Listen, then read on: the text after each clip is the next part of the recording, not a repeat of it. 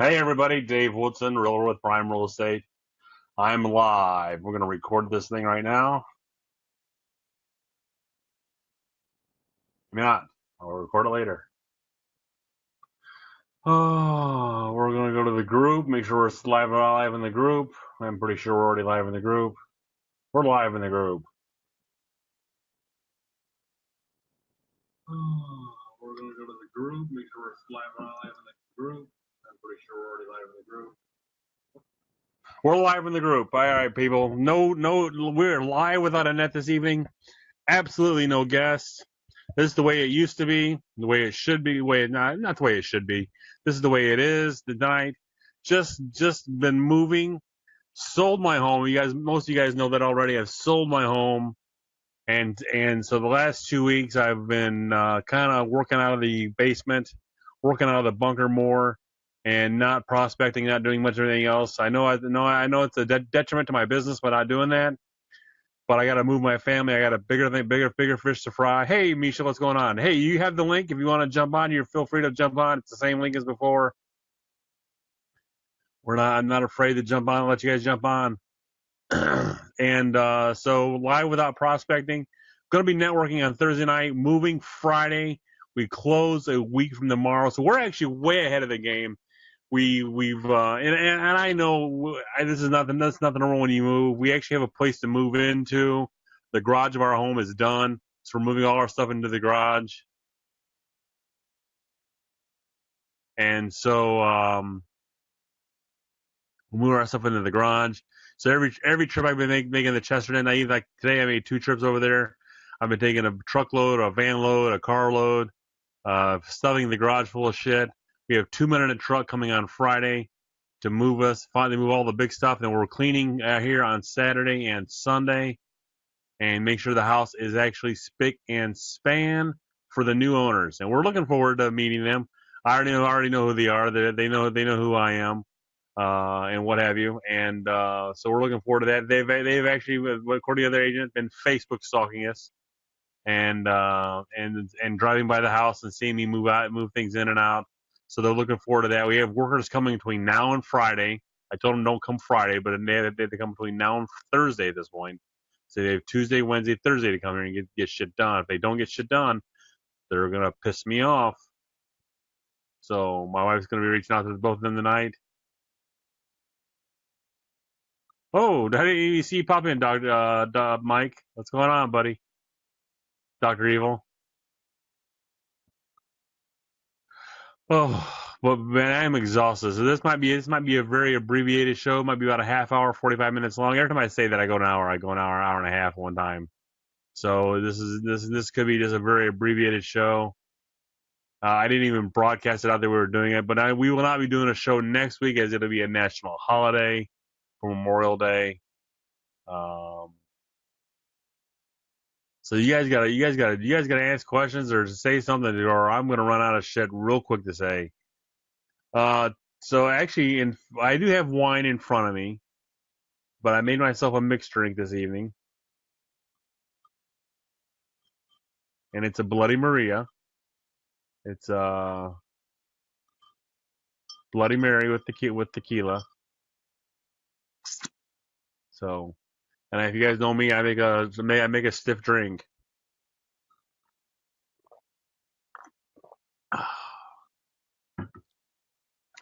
I can give an early product review if you like. Early product review. Apple AirPods. I'm liking them so far. Still getting used to them. Oh, Warren Adams in the house. Still getting used to them. Liking them a lot.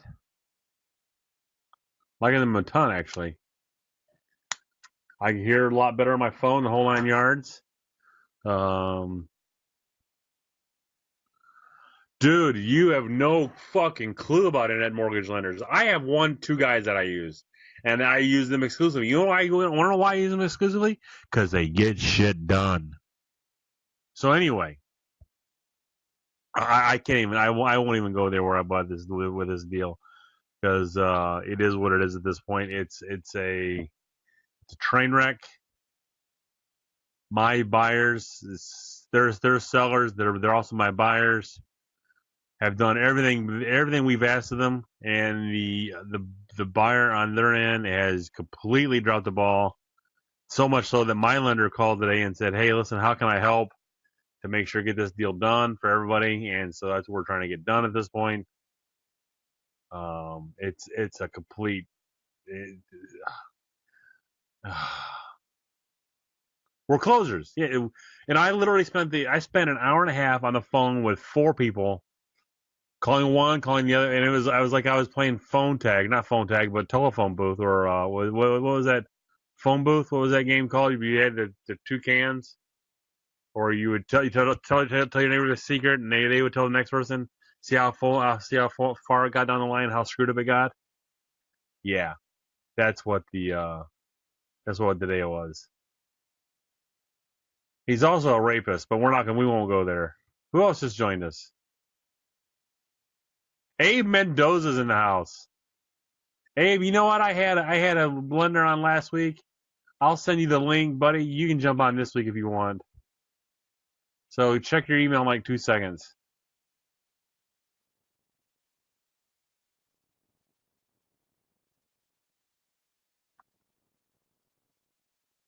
Give me 2 seconds, guys. I promise. Just give me 2 seconds.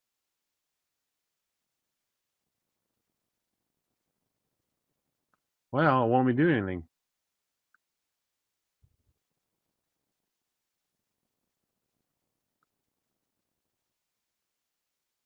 Oh shit. Sorry, Abe, it won't let me do it. Well, okay, I can send it through there. Give me 2 seconds.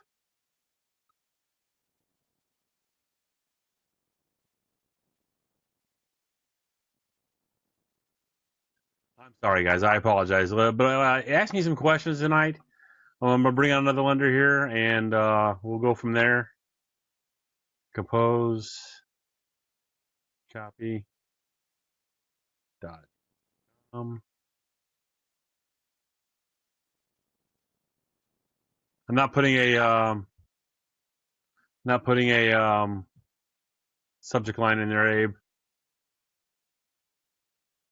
But you have it now. You should have it any second now. There it is. It's gone. It's gone. It's over there. Is Zillow sponsoring this episode? You make me drink, damn you.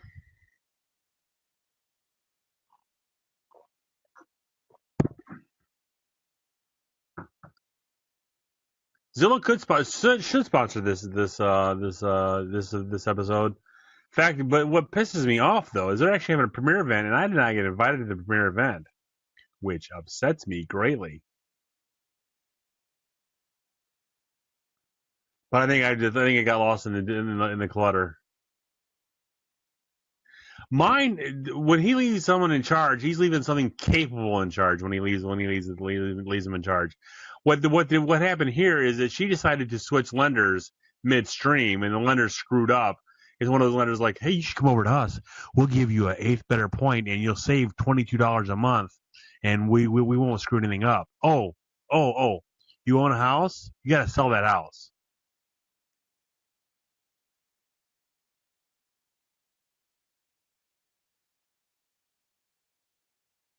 Abe, don't talk to the animals. Andrew, if you want to get on, feel free to jump on, buddy. You have the link.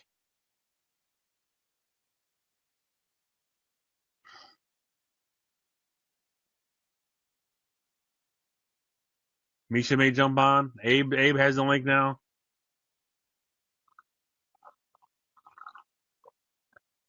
I'm drinking Bloody Maria tonight. Why? Because it's one of those days. But I still have wine as well. Right here.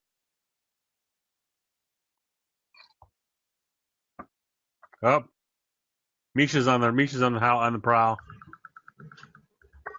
Hey, Mischa, what's going on, buddy? You froze already. You froze already. Way to go there. Way to go. Way to jump on and screw everything up. Coming back already. Mischa's in the house. Can you hear me? I can hear you. Can you hear me? Can you guys hear me? Misha seems to be one that not be able to hear me. Did I freeze? Nope, I'm still good. All right, guys, you got to ask some questions because I didn't prepare for this show at all. I've been moving all week, all weekend. Showed houses over the weekend, so I'm still working, just not prospecting, not going on my way to prospect. But June 1st, next Wednesday.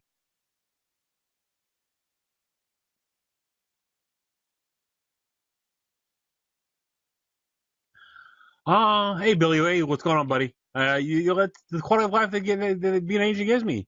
It allows me to do what I'm doing right here, right now. I mean, it allows me to go out, pack up my house, so 2 weeks, 3 weeks, 4 weeks early, get ready to move, have my house nearly empty, perfectly, and not really miss a beat in my business. I may not be prospecting, but I'm still getting leads. I'm still getting leads. I'm still calling the leads. Still showing houses. So I'm still be able to do everything that I want to do. I'm just maybe not prospecting or marketing like I should, and I know I should. I mean, I'll be honest with you, I know I should. Yeah, Brave, I sold. No, I should have better internet speed.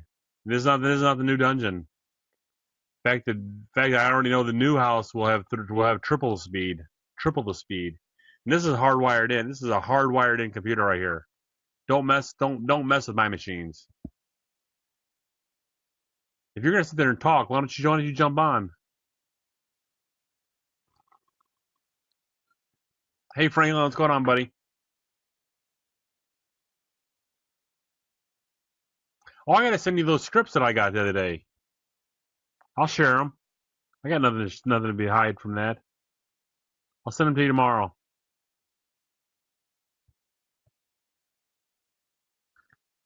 But this being able to do what I want to do.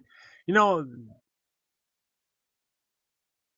being an agent, you have a quality of life that you can do one of two things. You have freedom, or you have a little less freedom and you make more money. But the more money you make, the more freedom you can have if you do the right systems, which is where I'm about to hit here in the next 3 or 4 months. We'll be hiring my first buyer's agent. Probably going to be hiring an assistant or a part-time assistant at least, or at least a virtual assistant. Nope, no burp coming up soon. I am burp free today. Who am I kidding? I'll burp at some point.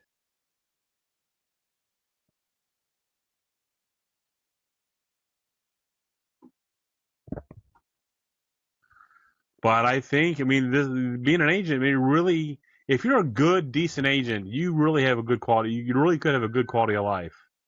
If you don't, that's your own damn fault. Hold on a minute. Andrew wants the link because he doesn't have the link. I don't know why it doesn't play on your iPad. It should. I mean, are you? You should. I mean, I used to do the show off my iPad.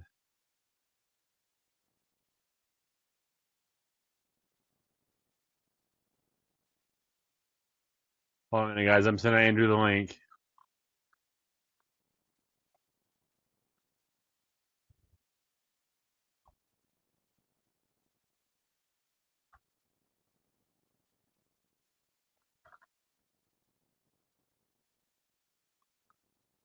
Can't type tonight.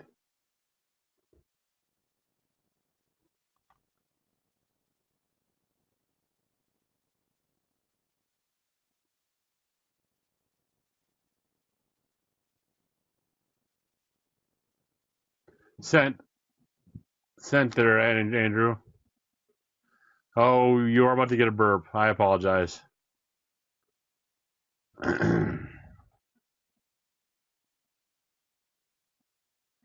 It should play in your iPad, Bob. There's no reason why it shouldn't.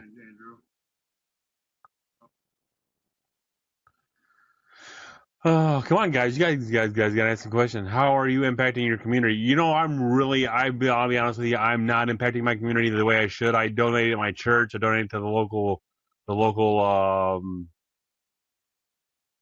Oh, good for you. And Franklin, I don't, but I don't go out of my way to do anything spectacular for my community. At least not this community. I'm tired of doing stuff for it at this point. Bunch of goddamn takers. And I said that. I really did say that. And I really do mean it. I guess I should be looking at this camera because that's the one. It's the one that I interact with.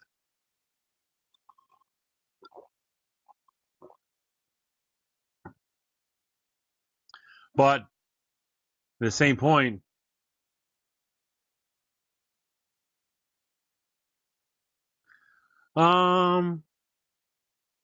yes, but really I do more if I do lake community. Then I'm not really sucking commissions out of the community. I do like your bike thing. I'm kind of interested in your bike thing. So I might be maybe kicking something like that off in the new town because that's the town I want to be known in. Misha's back now. I can hear you, Mischa. I can hear you now. See if that works now. Can you hear me? I can hear you. Can you hear me? Someone let Mischa know that I can hear him. Why can't I hear Woodson? Franklin, I don't think they work. I mean, I really don't think they work. I hear you. You hear me? Oh, good. Because I was listening to a podcast today. I'm not sure if it was Pat Hyman. I'll tell you who it was in a minute. I was listening to a podcast today. I just can't think of the name of it. I was listening to like 4 or 5 of them today. Real estate success rocks. Real estate success rocks. Top producing agents. Blah blah blah blah blah.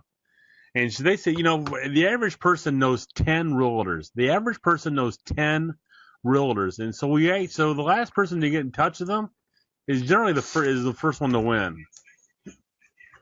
Because what's the old saying that the firstborn, second wife, and the third realtor to talk to somebody wins? Bob, I will ban you from the group. I have that power.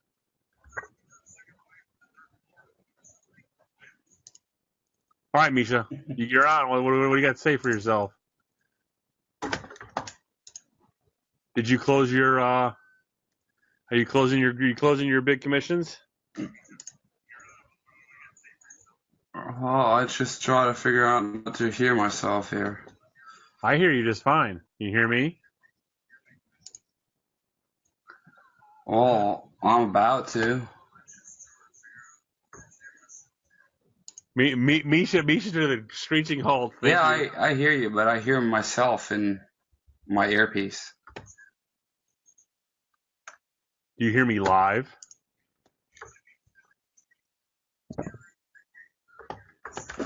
So, Mike, why do you love conversion? Let me see. Because I mean, I'm the amount of money that I'm spending on Zillow, that if I don't start getting a greater return rate of ROI, I'm going to be going to either do my own conversion, my own commission, What is going on today? or spending more money on my Facebook advertising and running it through Easy Agent Pro. Ah, there you go. You hear me now? Yeah, freaking settings. All right, I can hear you. The boy can tune a Mercedes, but he can't run a computer. Yeah, well. Shit happens. What's up with Andrew? Oh, he's being a little bitch. Oh. Yeah. I'm not having wine today. Neither am I. Yeah. Bloody Mary. Well, I have wine in front of me. I will have wine at some point. Is that a Bloody Mary with alcohol? Bloody Maria with tequila. So what were you saying? Then I may be dropping Zillow at some point and oh, good idea. Going more with a conversion or a commissions Inc. or something like that. But we all know those are a slow burn. Those are not instant leads. A Zillow's an instant lead. Well, the thing is, we had Zillow with the company for quite a while, and I think my company or my brokerage paid like $3,500 a month, and all we got out of those 4 month leads was 2 closings. We had Really? more, yeah, we had more leads, like renting leads than Yeah, anything I'm else. getting a shit ton of renting leads or rental leads, and that's what I'm getting tired of. Yeah, so what we had is our brokerage paid for Zillow, and then our broker, we have 4 brokers and all 4 are not competing with the agents. So one broker was like the Zillow kind of broker, and uh, when he got a lead, he passed it on to one of his agents. So that's how we did it, but it really more rental leads than everything else. So Yeah, I mean, I'm getting wasn't a lot. very I mean, successful. it was what I'm finding funny. What I figured out with the game was they were going to one website called, and I'm Rental Monkey or something like that. And I don't know what it was called. I don't know what it was called. It had some monkey or some ape or rental ape and they have to pay to get the landlord's name and number to call them. So what they Mm-hmm. were doing was going back and typing the address in and coming up with Zillow, and they were clicking on the agent, which was me, to help them out. And I'm like, well, do you want to get pre-approved to buy? No. Then I can't help you because I'm not a Well, rental agent. it's the premier agent. I think is it when you look for rentals on Zillow, does it show premier agents down there? No. No, I don't think so. Because if they do, I don't want anything to do with it anymore. Let me see. Oh, beautiful Andrew, house. I have Commissions Inc. and I don't personally have it. My company has it, and I like it. But I really have taken a step back the last 2 weeks because I'm trying to get out of this house. I haven't even been in the office in a week and a half. I've been working right out of here, right out of Command Central. No, it doesn't show it. I don't know why. But most of the like those phone leads where you have to very quick hit the one button to get the lead. Those most likely are rental leads. Yeah. So. I did, Andrew. I emailed it to you. Some reason I can't get on Messenger. I emailed it to you, realtorgavin@gmail.com. Excuse my German. What did he?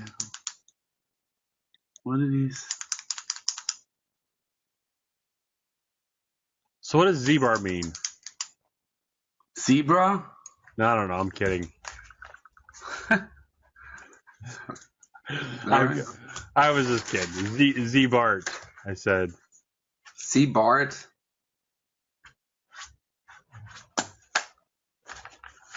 So you had 9 pending that are supposed to close by the end of May or end of June. So how's that going for you? Well, 3 are done, 6 to go, and all 6 are going to be in June. 4 are going to be on the 15th of June. So I'm going to have that day a shitload of, sitting at a title company all day long. But there's worse things.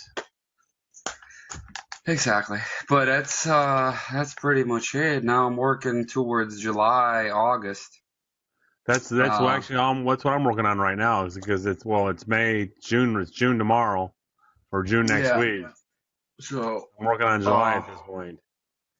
That's what I got 1 in July so far, but I've got 2 in June because was supposed to have 2 in May, and I'm gonna have 1 in May. Then I'm gonna have 2 in June, and I'm gonna have 25 in July. I guarantee you. Oh well, actually, I got Tuesday. Next Tuesday, I got 1, 30th, and next Wednesday. Is it Wednesday? Next Tuesday, I have 1 at 10 o'clock in the morning. Yeah, I got one at 9 o'clock Tuesday and one at 3 p.m. Wednesday. So, Hey, this always goes sideways. so So what did you do to? I know we asked you before. What were you doing to get those nine deals in May and June? Facebook. Facebook advertising or just Facebook groups? Just being, yeah, I advertised and I been very active in groups and so you know that's how it actually went down. But then I think it's more from being active in those military spouse community groups than actual advertisement. I mean, I just bought me that the Mary Shannon book, which is amazing. And I've had that one. I'm rereading it now. well, I had one advertisement on that with that, or I started one with that book. Let me check real quick so I can figure out. So I started one with that book 7 days ago, and I'm since I just started, I'm a low baller with the daily budget. With daily budget, but it wasn't that bad. I had 26,000 people reached, 12,600 post clicks, and 16,000 page engagements. And how many are in your community? On my Facebook page? No, in your community, in your town. How many is in your town? I think 12,000. So you doubled the size of your town in reach. Pretty much. How's that? How well is it? Are you in a suburb? How is that possible? That Yeah. I don't know. I did my town in 50 miles around. Okay. So because it's a lot of people who buy here, they are coming from further out, or who want to buy something in the boonies. They come from town and go further out. So I pretty much serve my town and 50 miles around. That's about So where I'm why I at. put them. Well, my town, but 25 miles around as well. So I go from Chesterton to LaPorte, which is about 25 miles apart. So you got a fan of Abe over there. Yeah, that's Facebook advertisement works pretty good. I mean, it worked pretty good before, but I didn't have those insights on actually, and I tried to figure all that out, but it was easier with the book to find out actually how many people between 25 and 50 have checked out the last ad. So I always did 20 to 65. Now I do 26 to 50 because that's where most of the people are. That's where your buyers are at. Ads. Yeah. And then most likely it's females. I don't have many males looking at, of course, it's me, so not many males looking at me, but more the I'm surprised the females are looking at you. Thank you. Very nice, Dave. But yeah, it's I just try to get those stats, and then that's how I now like target the people.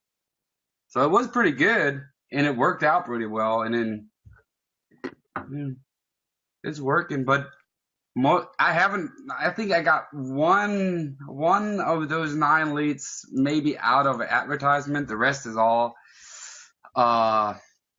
as soon as we got one Facebook group, which is how much you spend for that one, all over since I started. On the last ad buy. $40. Well, that's not bad. No, but the thing is, what I was about to say is we have that one military spouse group, so all the military spouses, chit chat in there. And as soon as someone new is coming in from overseas or somewhere stateside, they usually ask, "Hey, who do you recommend? We want to buy a house. Who's a realtor in town? Blah blah blah." And I check those, and I jump right on it. So if I hear someone asking about, or I see someone asking about it, I was like, "Hey, right here, I'm the guy you're looking for. I'm spouse myself. I know the process of PCSing towards that airbase and blah blah blah." And then a couple of my customers or clients, they are actually spouses as well. So when I'm done writing my part in private messaging to people, they usually tag me and say, "Hey, Mischa Thompson is the guy to go to. Mischa Thompson is the guy to go to." So I did tell you that I was honorary commander of Grissom Air Reserve Base, didn't I? you did, and I'm still working on your Air Force hat. Yay. Yeah. So I had a question, and Abe screwed me up. Thanks, Abe. Appreciate it, buddy. You're not the only agent in that group, though, are you? Mike, no, it is not my toy or toys. Those are my Other shoulder. oh, yeah, it's my my wife is pregnant. We're gonna accept the baby in the next couple of weeks. Sorry. So my wife's You're gonna accept it.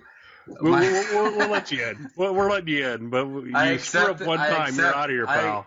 I accepted the offer. No, she started getting all the toys and stuff we still had from our first child out. So that's. So your ass better start closing. You're gonna have another baby on the way. That's why I do June, so I can I can stay home July a little bit. Stay home in the busy months. You gotta stay home in November, December, January. I'm going for a cruise. So no, I've I've already decided June 1st. When I'm done with this house, I only have 2 houses instead of 3. I'm gonna rock it. I'm gonna blow this up. I'm prospecting an hour and a half, 2 hours a day. I'm door knocking, cold calling. I'm not sure if I'm a cold call. I had a guy in my neighborhood, in my subdivision, just put his house on for sale by owner. He's a B-2 pilot on the base here.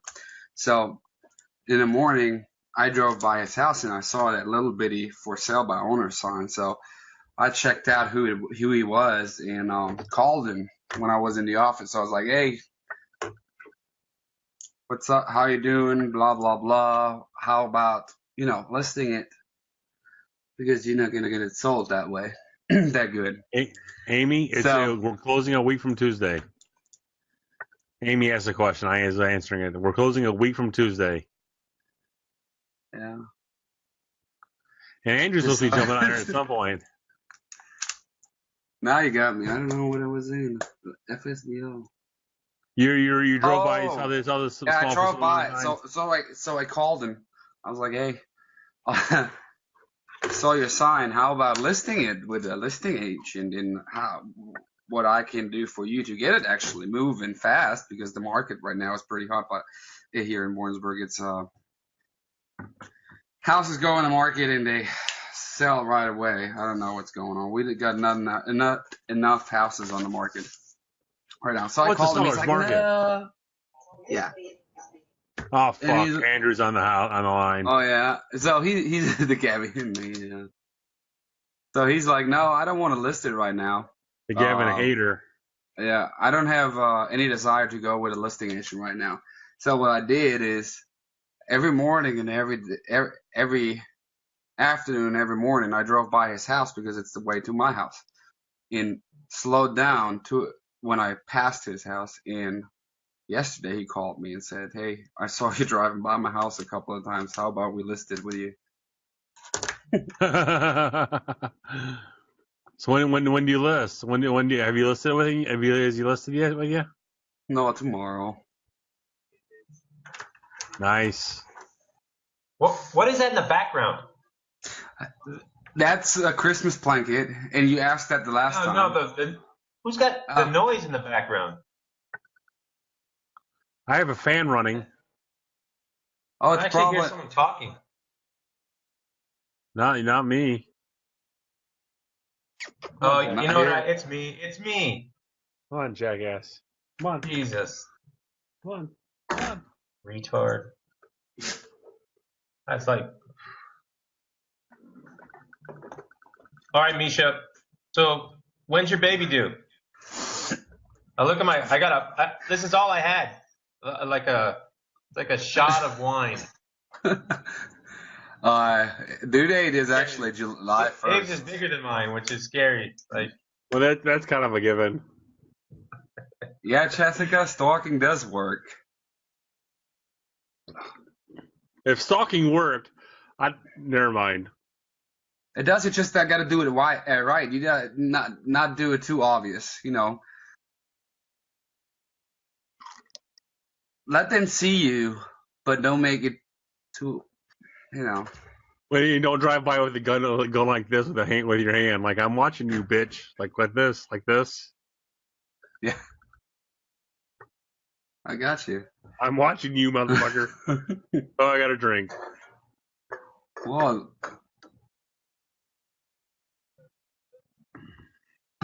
Yeah, It Andrew comes works. on. We slam to the slowing start. Flowing start. This is where have you been, Andrew? what are you talking about? How's your month, actually have been Andrew? busy. What's How's that? your month been? How's your month been? Good. And my months are always good. Are you still part of the team or not? No, I did change brokerages. Yeah, I'm not gonna. I can't stay around where I'm getting ripped off. Hell no. I mean, You changed brokerages? We're in a business. Yeah, because they Which brokerage are you part of now? a brokerage here in San Diego called Repoint. But yeah, I can't work at a brokerage that doesn't honor contracts. Whether I'm right or wrong, the contract should have been, you know, followed to the T. If it meant I didn't get my money, then that's fine. But there's no, you can't just compromise. If it was a client that had a complaint, we wouldn't be like, well, we'll create a win-win, and whoever complains enough will get half their money. I mean, that's stupid. So Mary Shannon's in the room, so watch what you say about her. really, it's past her bedtime. Yeah. What is Hey, it? did you guys see? So when she gets her Owls University going, that's going to be pretty awesome. There's going to be a lot of good stuff coming out of that. Looking forward to it. I plan on being part of it. You're gonna be part of it as well. I got some great stuff. I've just been holding back. Have you guys seen the last? Did you guys see the last live video that I did? I was obviously sober because I was driving. Oh yeah. What that? Yeah, that hat looked pretty good on you backwards. And of course, Larry Lee Lender speaks up like, "Oh, you're doing it in the car. Go back and look at the archives, Junior. I invented the CarCast back in 2008."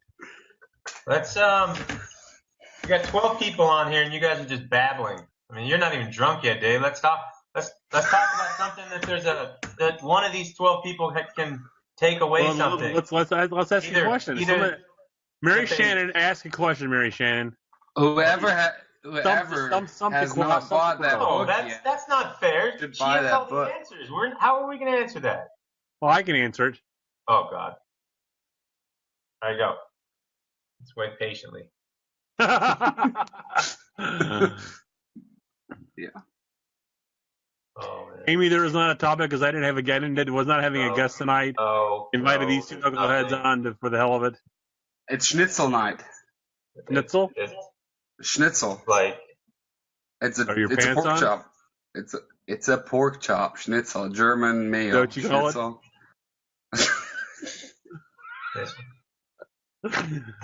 Dave said he's going to hit the ground running. What's your plan? prospecting. I've got 500 and some odd Zillow leads that I've called at least once or twice.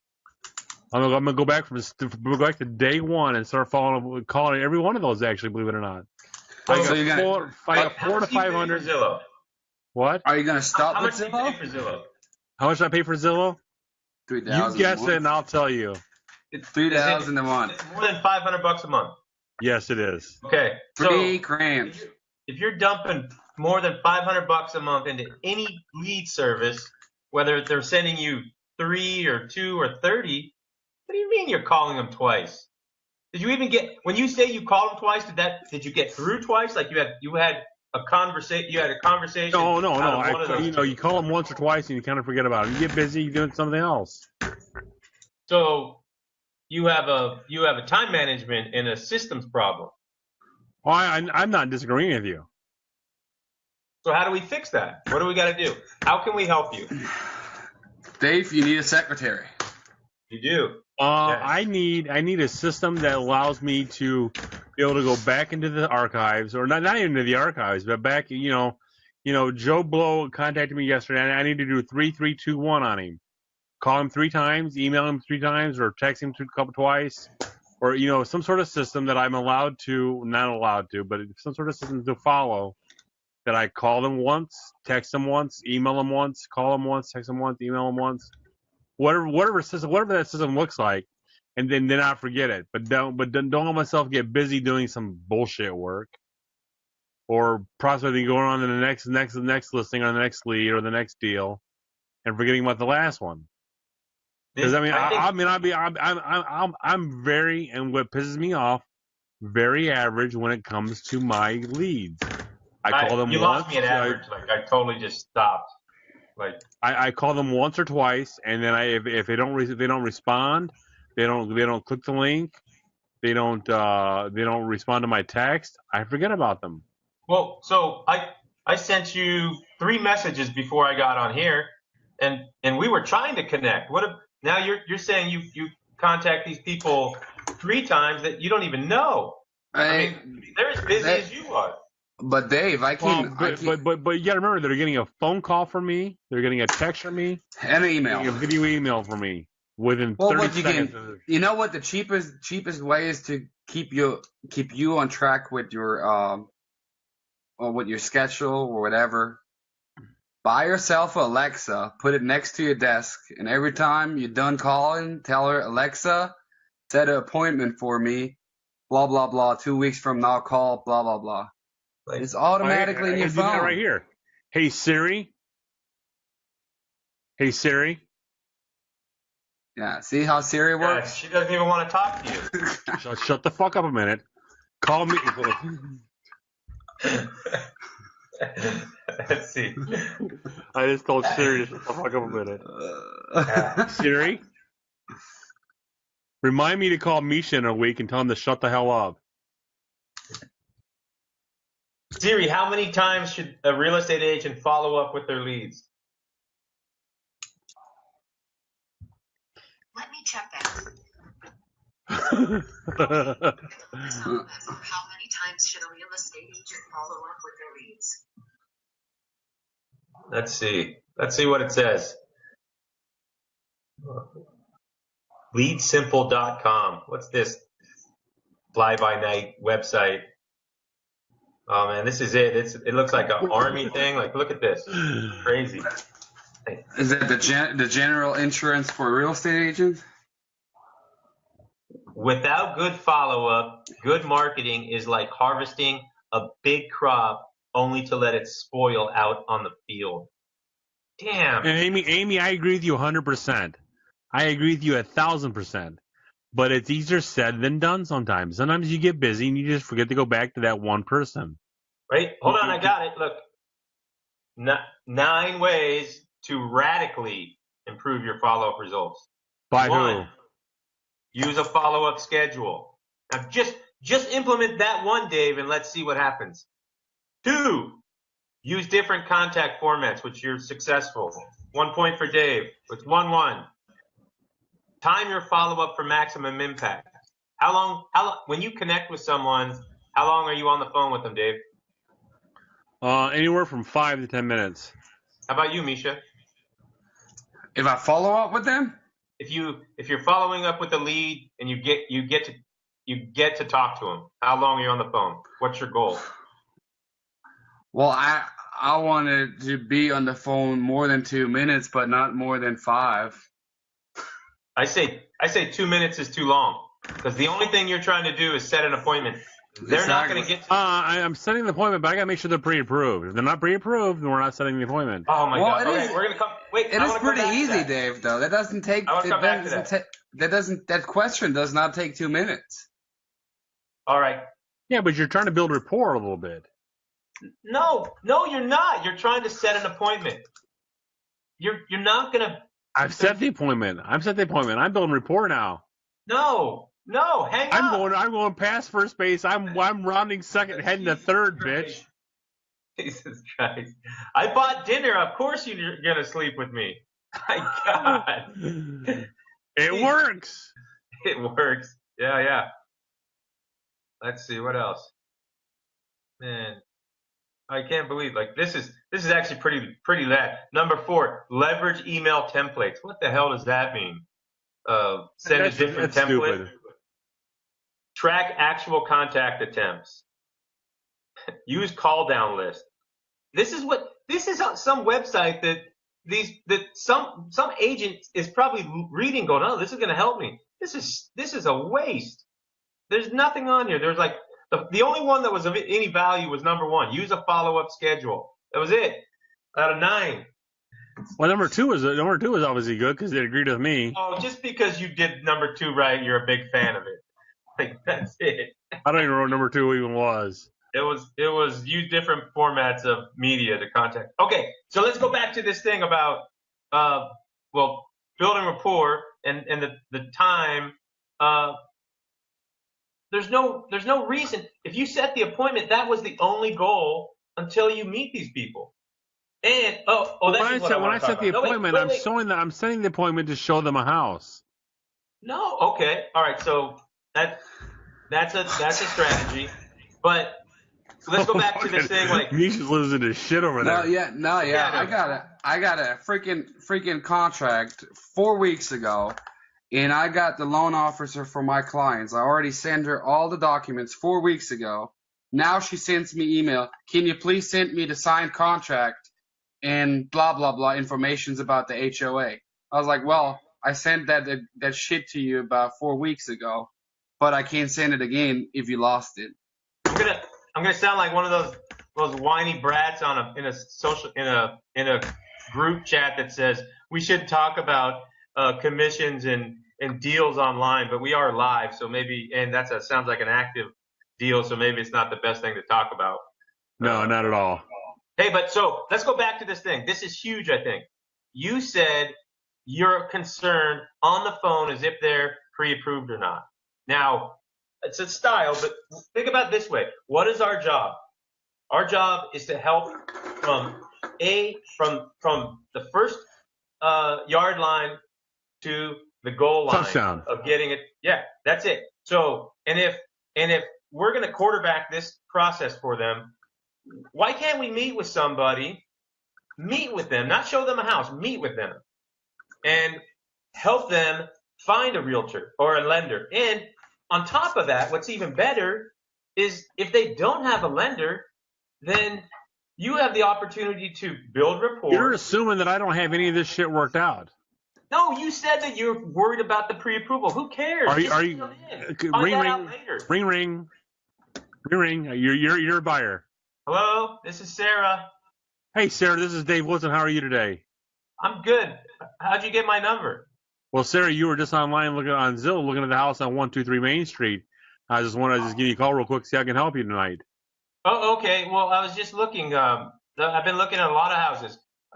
Which one was that?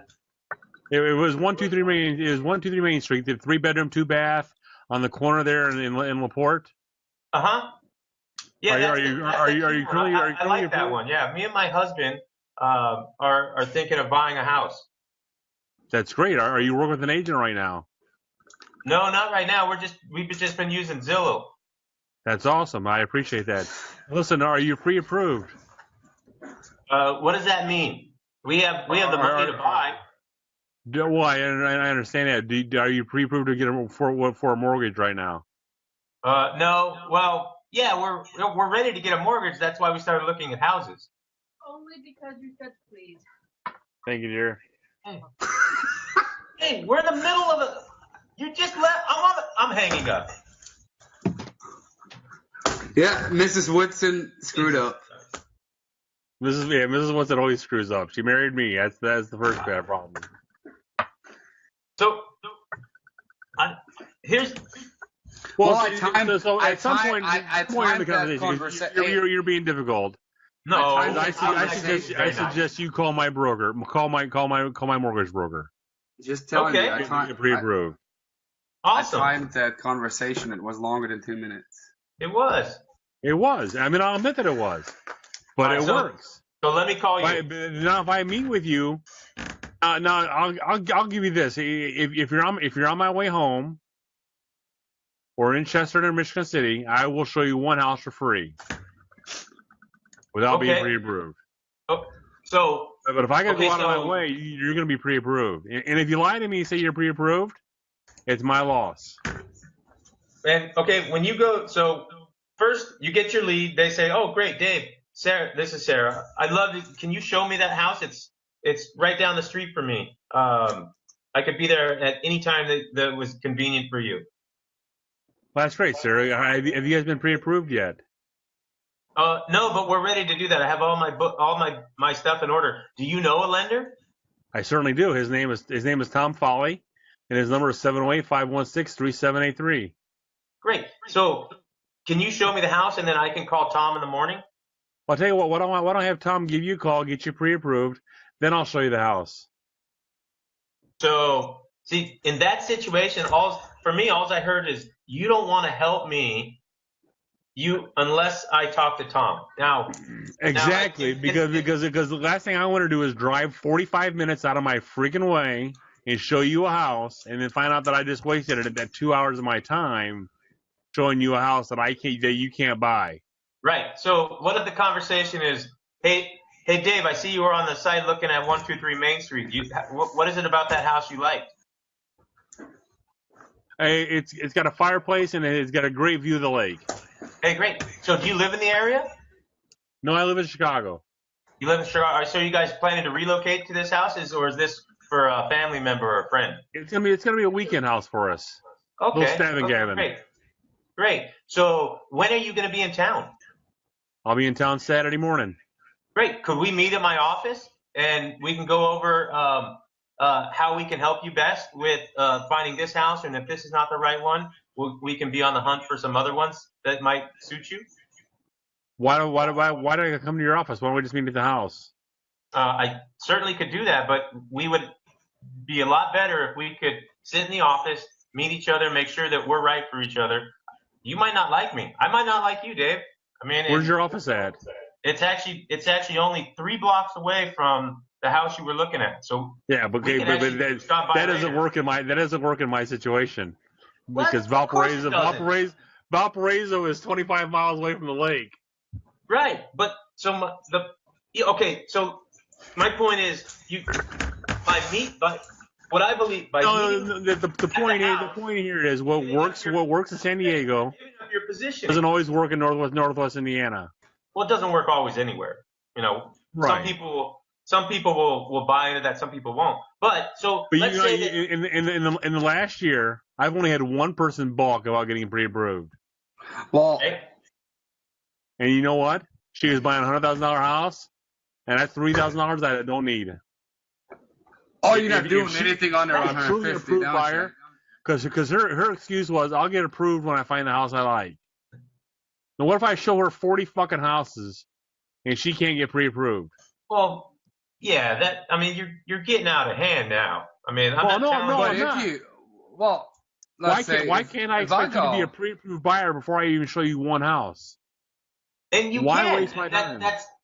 That's absolutely a strategy. But my point is I believe that it's our job to help them, and if I can bring them in and meet them, So just like going to show them that one house, if I can meet them, but I'm helping them by meeting them at the house and doing my buyer consultation program while I'm walking through the house. I'm Okay. asking them questions. Right off my buyer's consultation sheet. And when I walk out of the house, when we leave, they'll pull left, I'll pull right, and I'll stop and I'll write down all the answers on my sheet. and so, do you ever use a buyer's contract? Never. Do you like that idea at all? I've only got burned one time in the last 5 years. Okay. So how do you consummate the relationship? Usually, by following up with them and make sure they're in love with me. By solidifying, I don't ever have an issue. Of course they love you. Of course they love me. That's what I'm saying. What about me? Don't they love? They wouldn't understand if they were working with you.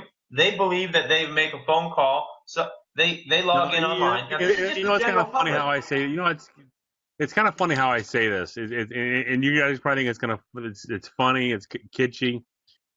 Usually when I talk to, are you working with another agent? No. I say, great, you don't need to anymore. I'm right here. And it kind of seals in their mind a little bit that Dave's my agent now. Right. And when I meet them, I'm like, Mischa, I have all the fucking answers about that house. Absolutely. I have the sky view of it, so they have an idea of the boundaries. I mean, I know NIPSCO's is the utilities operator. I know the taxes, and so I kind of solidify everything right in their mind. And I generally don't have a problem with them going anyplace else. If they go someplace else, it's because I corrected their kid for being a little asshole in the house. Well, I see it a little different with the. I mean, the pre-approved is You're wrong. Is right. With I'm the not pre-approval. But I would actually. If someone calls me, if you get pre-approved through my mortgage guy, I've got you solidified. I would say that's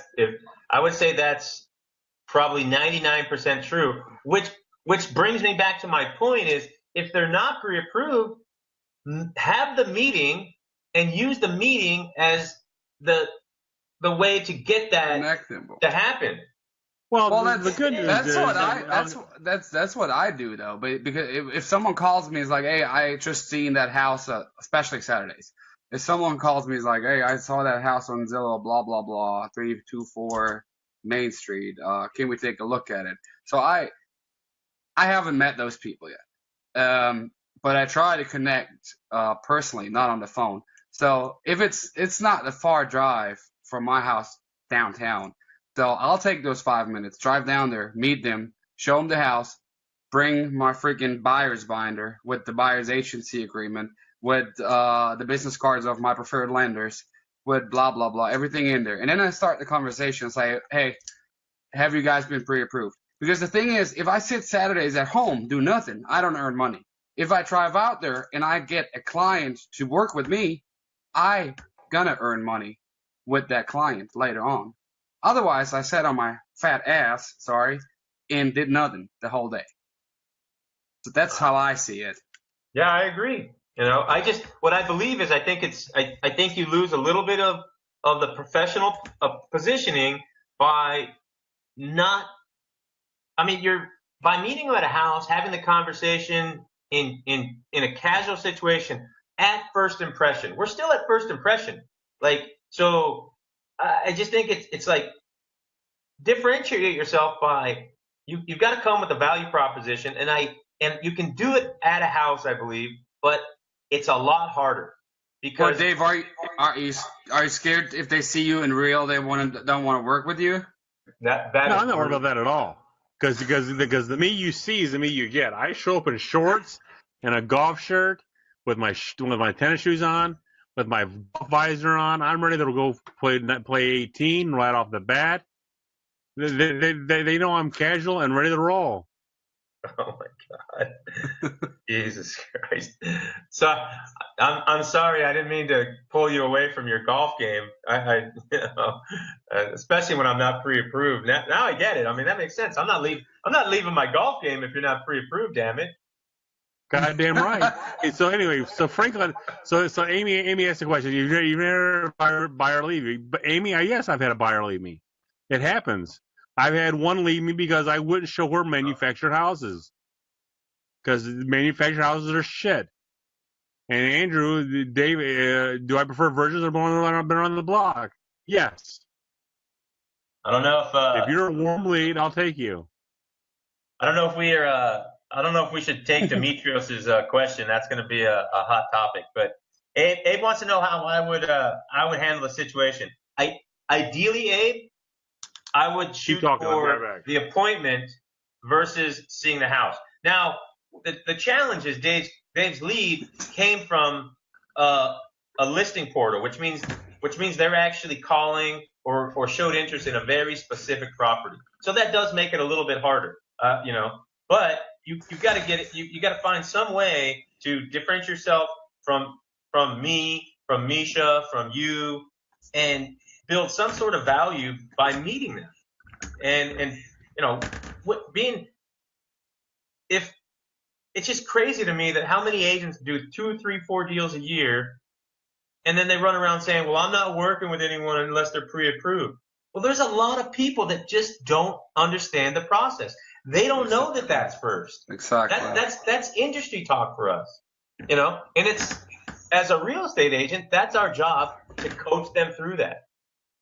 And yeah. I would rather someone come to me without an agent or lender, so I can send them to one of mine who I can leverage their strength because I know exactly how they perform, and I can use that at the time we're placing offers.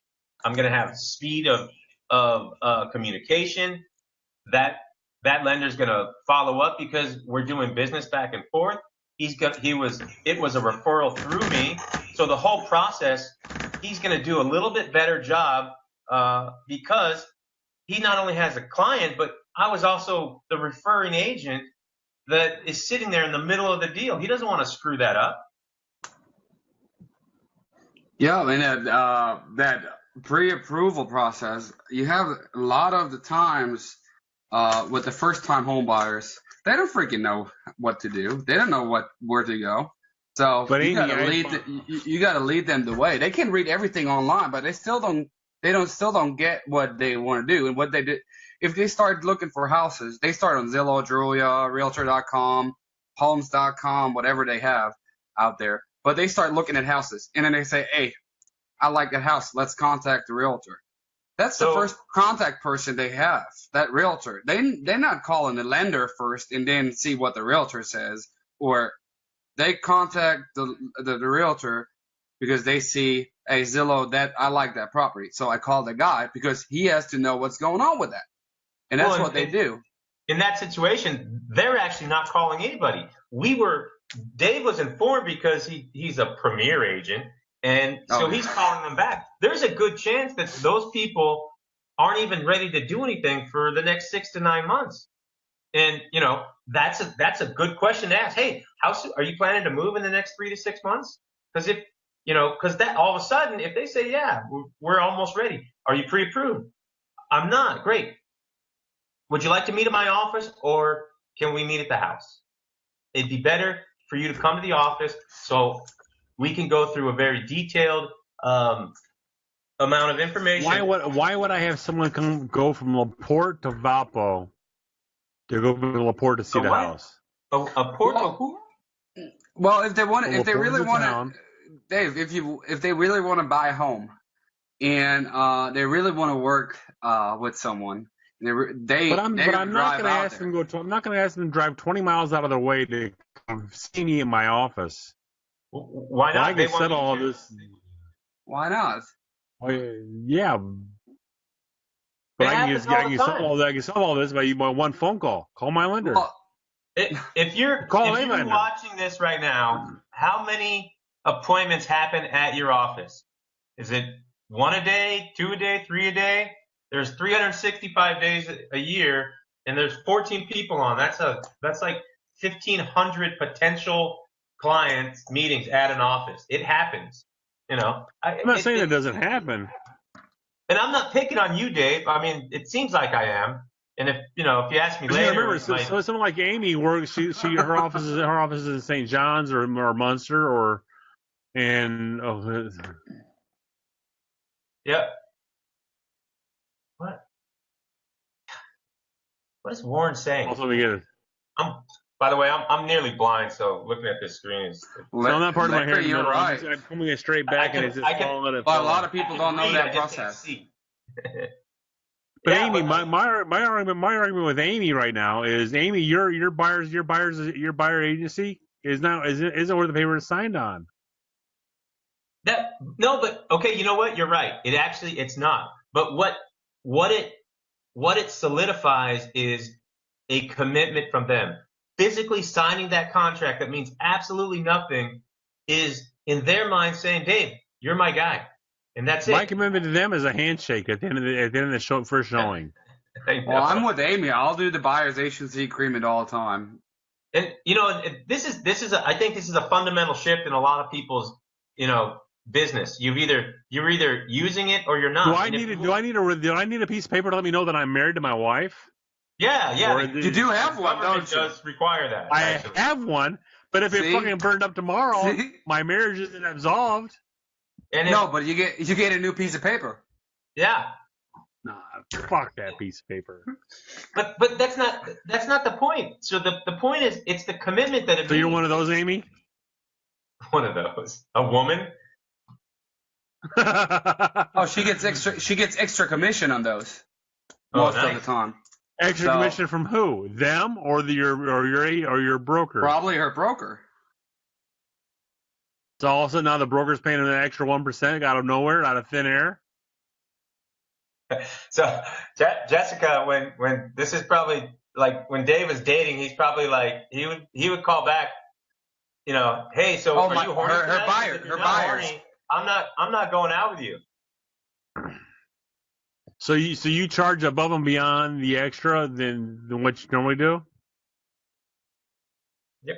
Well, commissions are negotiable. I mean, if she's getting 7 I'll give you that. I'm being difficult. We get a $600 transaction risk management fee that comes out of closing costs. Every buyer that signs a contract pays that. Never been an issue. That's a California thing there. Do you disclose that? Pretty dangerous up there. Well, yeah, absolutely. We explain what it is in detail, why it's important. Our risk manager, our risk manager's been in, sat in over 300 different mediations. He's really good at his job. It's the only thing he does. It's one of our values. Jessica says it's a value Andrew is right. That's. I mean, that's. We sort of a hornet's nest here, by the way. The comments are flying in fast and furious. I still think my way is not maybe not the best. I know my local area. Again, like my house, I know my local area. I'm not expecting a buyer from LaPorte to drive to Valparaiso to meet me in my office just so I can go show them a house is back again in LaPorte. But see, that's the wrong attitude. This is the problem. It's just showing them a house. We're I'm not just showing them a house. You just said that. And I'm not picking on you, even though you said it. It's the way that agents take the attitude. All right, but Dave, how are you 9 times out of 10, if I get to meet you face to face, I've got you locked in. But Dave, how are you going to do? The living room is where I always win. Hey, how are you going to do that if you're not working right now? If you're not working, you're sitting on the couch watching whatever, Walking Dead with your wife. Okay. And then someone calls you. Dave. But that's the trick, Mischa. I'm always working. I'm always thinking of the next way to get a client. Still, if you're watching TV right now, you are not making money. You're sitting on your butt on the couch. You're not making money. So if you drive out there, meet the person, and may get a buying client, I'm reading what you're making money. says. So, okay, I agree with you, Mischa. But I'm absolutely right about my area. But my area is not the average area. You sound like some old lady that's crossing the street and she's like, I have the right of way. And it's like, yeah, if you're Fuck you, dead, it motherfucker, doesn't matter. right. Even if you had the right of way, you still want to look out for, traffic. But stop. So let's say this, Dave. Let's say your system is the right system. We'll pretend we're in La La Land right now. Your system is perfect. Listen. Now, but I can tell you exactly how you can double your business right now. Let's assume that half the people call you are pre-approved and half aren't. If what you're saying, your system guarantees that once they meet you and you're in your little flowery shirt and your flip-flops, and they're like, I love you, Dave, then go meet them, because you now have a client that's pre-approved. Well, I was counting with that. It's an accident.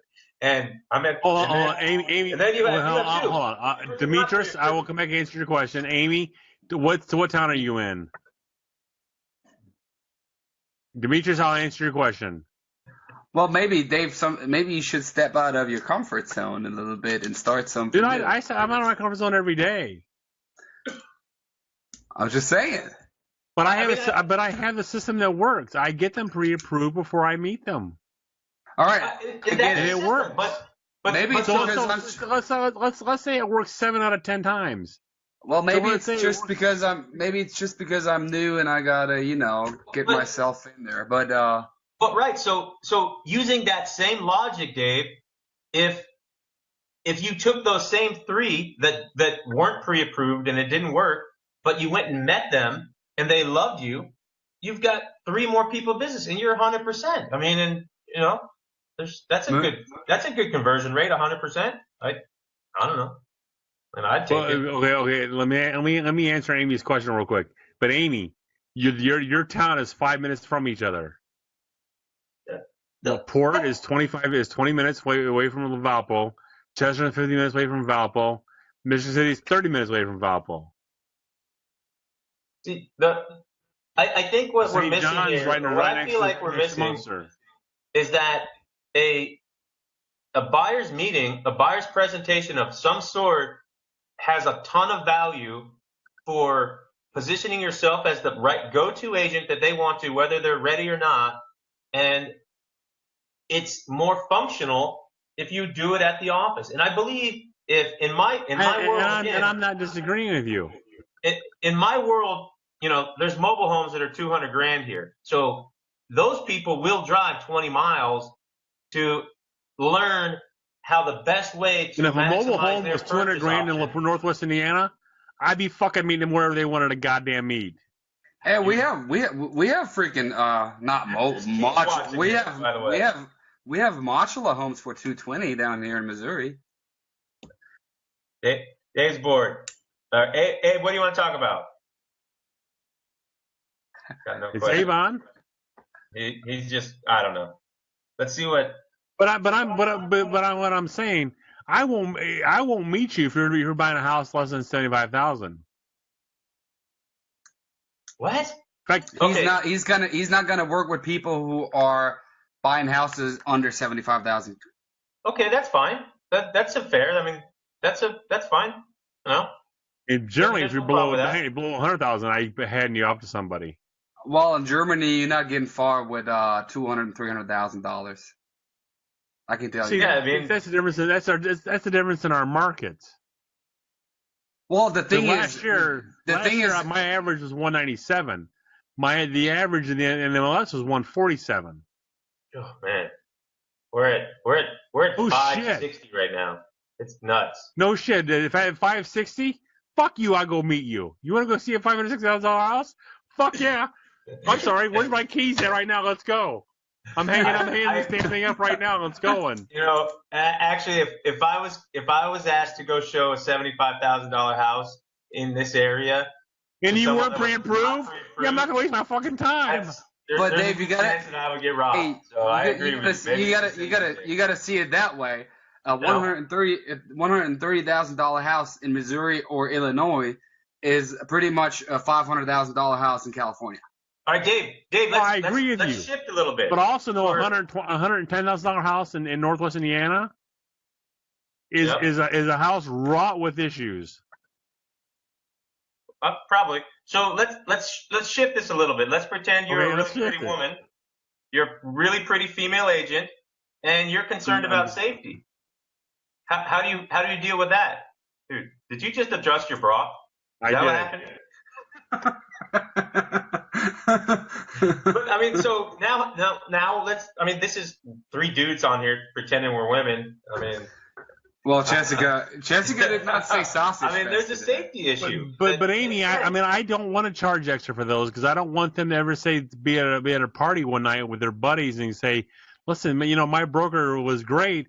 I had to pay him an extra $250 to work with me. I don't want that to happen. Yeah, I mean, Amy's right. The lower the price of the property, the more those people need help, and there's a good chance that they don't understand the process more than someone making 2 or 3 times as much. And I'm willing to help them, but when they start questioning how I'm doing things, I'm done with them. Yeah, that's fine. Because I've been around the block a hell of a lot more times than they have been. Like tonight, I have someone questioning how I'm doing things, and I finally told her, I said, listen, how many homes did you close when you were a realtor? 10, 15? I did that last year, plus 10. All right. I mean, so don't tell me how to do my job. So I'd rather work with someone that I'm not telling you how to do your job. I'm trying to fish out the idea of the different types of agents and why someone that's watching can see a couple of different sides. I mean, there's good value. We're not in criticizing the way you. this. Well, I'm not. I don't feel criticized. I don't feel criticized at all. But if I felt criticized, we would just not be lying with Woodson. That's true. Well, I just think there's tons of ways to do this business. And there are. I think my way is the best way. This is true. They must call him Lord, not Sir. Or King Dave.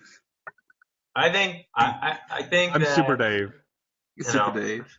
If there's there were 3 Daves in my dorm floor. There's the constant conversation in all these different groups that the public doesn't respect us as professionals and they want us to cut our commission. The average agent will jump in their car. The average agent will jump in their car and will drive 30 miles to show them one house without them being pre-approved. Yeah. See, I wouldn't do that. But what I would do is let's meet in my office and let's go through everything. I have a lot of good information that's going to help save you time. But I can do that sitting in someone else's living room with a pre-approved buyer. If they're not pre-approved, I at least got them pre-approved with my guy, or at least they talk to my guy, and my guy can now direct them to do either get credit repair, or commit suicide. Exactly. I'm showing people houses they can't get pre-approved right now, but I showed them the first house. Why are you wasting your time? Hey, why are you wasting? Listen. Why are you wasting your time? I showed them the first house and sent them to my lender, and my preferred lender called me. He's like, Mischa, right now they can't buy a house, but he's working with them to get their stuff in order to get pre-approved, and they're gonna get pre-approved here. Well, it took him 2 months, but they're gonna get pre-approved next week, and then they buy a house. I worked on it, but you got to calculate how many hours did I put into showing them a house, and then how much do I get out of it? So just asked a great question. At the end, if you have $50 an hour on that deal, what do you want more? That's true. I agree. I think it's important. Yeah. But if I can get them to, before I even meet them, have them talk to my lender. If they're not willing to talk to my lender or talk to a lender, then why do I want to talk to them? If they're not willing to talk to a lender or meet with a lender, why do I want to talk to them? Why do I want to waste my time? Okay. Hey, Mischa, when you like this client that you just kind of described that can't get qualified right now, what's your follow-up system for someone that you meet that's in that situation? Do you stay in touch, or do you leave it to your lender? No. I'll stay in touch, but I follow up with them like every 3 weeks. And my lender's gonna my preferred lender is doing an awesome job to keeping me in the loop what's going on with the people I refer to. So he sends me an email every week about the statuses of all the people I send him. And if I have a question about it, I just call and see what's going on. But we keep each other in the loop pretty good. So I always know what's going on. And in every 3 weeks, like with those people, every 3 weeks I call and see, hey, what's going on? How you doing? How is your credit cleanup going? And they get more and more motivated to buy because their credit, since they're working with the lender to get that stuff up, they see increase in their credit and they get more and more excited to buy. So they think it's a good idea that I, follow up and see how they do because they think I care. If I just didn't follow up with them, they're like, well. Yeah, you just, it's like passing the buck. Dave, so how many times when you're paying for leads through Zillow, a lot of agents do. I think they say they have like 60,000 premier agents across the country that are getting leads from Zillow and all the other sites as well. So what do you think the process is? What I've heard from multiple sources that it's 8 to 9 times before people are giving up. I don't believe in the bother them until they buy bullshit. I've got more time than that. But I think 2 or 3 you might not be maximizing your investment. And I agree with you. I do absolutely agree with you. I do know that when I don't call someone a 3rd or 4th or 5th time, I'm dropping the ball. But I simply get busy with the next lead or the next 10 leads that come in through other sources that I forget about the Zillow lead or the Realtor lead or the Commissions Inc. lead. So are you actually going to quit Zillow? Is that what you said at the beginning? Well, I quit Zillow if the return on investment does not improve by the end of my contract, which I believe is July. It's not going to improve. Well, it very well may not. I will reduce my buy. Well, I'm not jumping on that. I'm not jumping on that bandwagon. I will pull out of one town. So Jessica asked a good question. I think this is pretty typical. Why not put them on a listing alert through your MLS or your website or whatever? And that's just another form of a drip campaign that we assume that if they're on the drip campaign that they're potentially our client and that they give a shit. But Jessica, I'll ask you this: why not set yourself up for that same drip campaign and make a phone call every Tuesday? Say, hey, there's 3 new listings. Would you like to physically see them, or since you're not pre-approved yet, can I just send them over?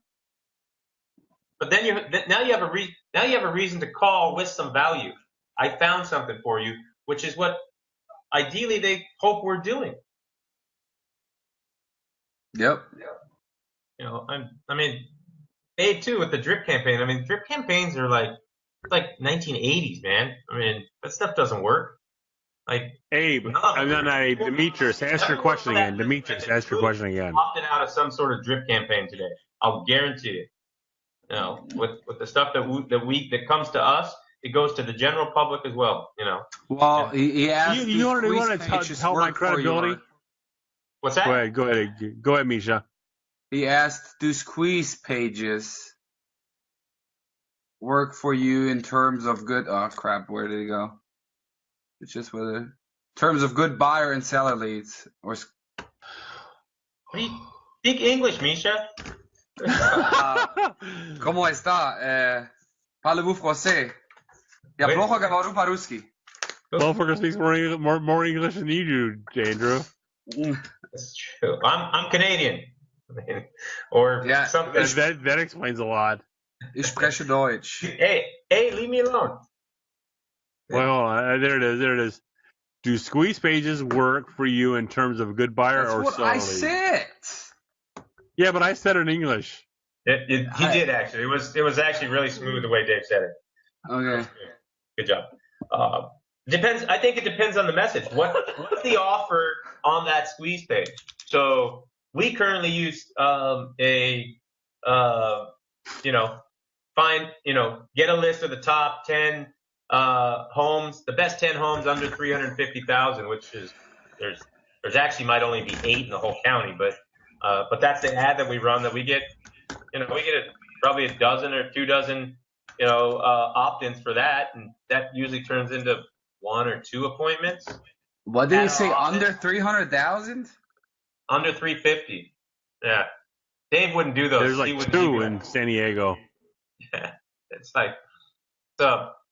Yeah, I mean, there isn't that's too low. We need to adjust that ad, but it's been working. It's the same foreclosure type of. Yes, offer. Michael. People really listen to me. I'm actually a very influential. Good. They see you carrying around your soapbox, and they're like, "Oh, that guy's got to be important." Well, there's a nice condo for 320, 1 bedroom, 1 bath, 615 square feet, 320,000. You guys over there suck. You may or may not get stabbed when you leave this house. Oh my fucking god. Oh, sorry. Drink. You got to drink. Well, I don't have anything left. Nah. I'm empty too. I think that part of the challenge with what you're describing, Dave, is the lead is coming from a specific property versus more of a general message, like inquiring about a program that you're offering, or a list of homes, or a selling offer of some sort. So I think that adds to the challenge, but you got to pull it back somehow and take control of the situation. Here's how this leads is, how do I turn it back into where I'm in control? They need to speak with me, because 99% of the time, the first house that you show them or they're interested in isn't the one that they buy. It's just not because most people just want to look, at more than one at the end of the day. So it just seems like you should, Hey, Dave, are you in Valparaiso, Indiana? Yeah. Do you know Sean Spa? I know who Sean is. You got pretty cheap houses down there. I told you that we do. New construction with 1,700 square feet for $240. Jeez. You can get a garage in a new construction for that price here. Yeah. A granny flat. That's crazy. And we're probably closer to the water than you are. Right. And that's interesting. The prices are different. We deal with all the same challenges across the country. People always talk about my market's different. Well, that's bullshit. We all have human beings in our market. Our market areas. is the same but different. Yeah, it's a lingo change. That's about it. And why are you not on top of the ancients? If I look, I'm not in Valpo because I don't buy in Valpo. I buy in Chesterton and LaPorte. So go to Chesterton, 46304. Exactly, Jessica. Kind of a concierge service. Well, Chesterton, the first one I see is Claudia Miller Forrest. Well, it just happened she had to be on top right about then. Nice. Dave likes it when she's on top. Claudia's pretty warm. It's gonna get sued. It's gonna get yanked into an MLS mediation. I said pretty warm. You can be deciphered any way you want to be deciphered. It could. We should move on. Oh man. So yeah, but I think this is true, Jessica. We could do it in multiple ways, but one of the things that agents actually, and I, talking about Zillow, Dave's bread and butter is, we're concerned about the public having access to all the listings. So why do we as agents put them on our own drip campaigns and just give them the listings? By doing that, we've lost the need and the opportunity to follow up with them and have another conversation to add more value and figure out their motivation. Has it changed? Is their financing changed? Those are really good reasons to make a phone call versus just setting them up on a drip and hoping they see another house and be like, well, I got to call Dave because he wore that cute flower shirt to meet us. I think that, we need to keep control of this stuff in the way that not because we're gatekeepers, but because by keeping control of it, I think it gives us more opportunities to show our professional services to our buyer clients. And that's why I get them pre-approved before I meet them. Absolutely. Once in general, if I don't get them pre-approved, I'm meeting them, excuse me, on the way home or in a vacant home. I'm not afraid to show them to them. And then over the kitchen table, right at someone's kitchen table, or over the trunk of my car, I give them my value, my value proposition, which I can't give right now because I'm too drunk to give it to you. But so what's? But it works. I mean, it works. Could it be a better situation? Yes. Could it be like Amy Izu, or they're the next town over, which is 5 minutes away? It could be that way. Could it be like in your situation where they're 20 minutes away? Yeah, it could be that way. But they're not. They're 25 miles away. They're 30 miles away. They're 10 miles away. So I'd rather meet them on their turf and get them to fall in love with me that way.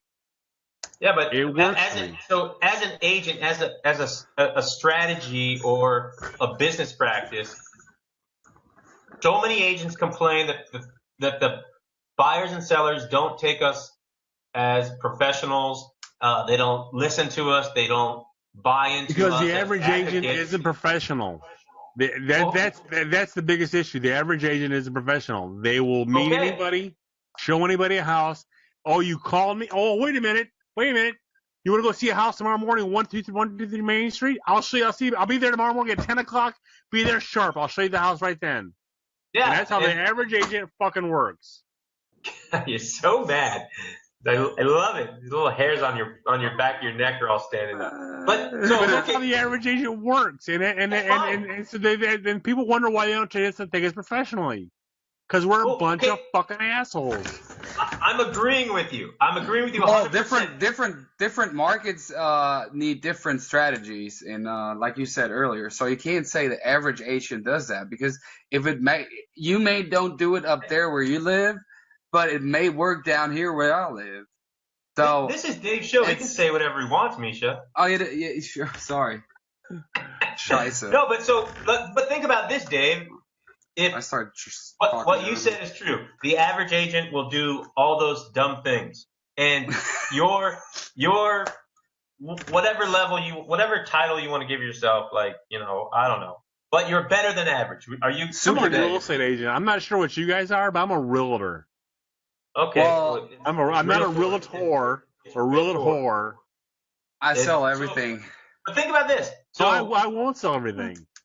Someone who calls me about a trailer in a trailer park for $15,000 I will drop the phone in a puddle before I return that call. Well, I don't go in six. I had someone call me early this week, telling me about a $6,000 property. They want to put in a cash offer on a $6,000 property. I was like, well. Do I get paid $6,000 for putting that offer in? No, then we're not talking. The conversation is over. I'm sorry. Well, I didn't do it. Well, I agree with you.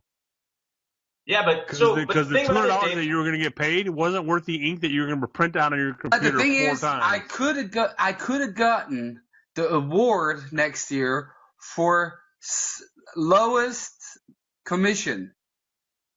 No, Because there's one jackass out there that would have done it for less. There's always someone, yeah. So, but Dave, let's go back to you writing your contract or going over your value proposition on the trunk of your car. You're much better than the average agent, and you're doing it on the trunk of your car. What's the average agent doing? Is he sitting on the curb? What are they doing? And then we wonder why the general public doesn't take us seriously. It's where you present. It's where you present. Because I'm gonna ask you a serious question. The last time you showed a house, what was when you looked west? What did you see? Funny thing, actually, there's the last house that I show and placed an offer on had a mobile home park across the street. Probably all of those. What was the average listing for that mobile home? Probably 100, 150. Okay. The last house I showed was Sunday night it was $474, and I met them. He's a cash buyer. Mm-hmm. And I've met with him twice now, showing him houses that are bullshit houses that I know he won't like. But he'll drive here from Chicago just to look at it. We'll just look at one house. He looks at one house every time. And I know he won't like the houses, but I'll show him every house that he wants to look at. And I think that's an outlier, you know. At some point he'll find the house that I show him one house every 2 months. He'll find the house that he likes. Right? I think but that's... I'll do more business over the hood of my car. Because that's how we do it. Because we don't have an office where we're at. Because my office is 20 miles away. Then you could meet at don't you? There's ways around it. I don't think that it's just at whatever price point. It's not very professional to do a deal or set up a deal on the back trunk of your car. They don't even do that at car dealerships. They actually take you inside and give you a water and sit you down and make you wait forever to wear you out before they even talk to you. But they don't do it over the trunk of the car, and they could. But what car dealership are you going to? Jessica, yes, and Bill Crane. If I had a deal like that, I would do the same thing. Now you say that. Wait up. You didn't know what he probably didn't know. Or you don't know what comes out of $6,000. Yeah, you do because it says it right in the MLS. How much you'll get paid on every deal. No, I'm pretty sure. Mischa, I'm pretty sure that I think the price is $37,000. The house that Warren Buffett bought that he still lives in. I don't know. Somebody helped him buy it. So, yeah, but he bought it in 1958 for $37,000. But who's the millionaire now? The guy who helped him buy it, or Buffett? Good question. I'm not criticizing your extra commission, Amy. I'm not criticizing at all. But I will check the MLS before I sell a house. But I'll still show you the house. I'll show you the house. You didn't really just say that, did you? I put all the effort in to do that. And who cares what the commission is? And no one.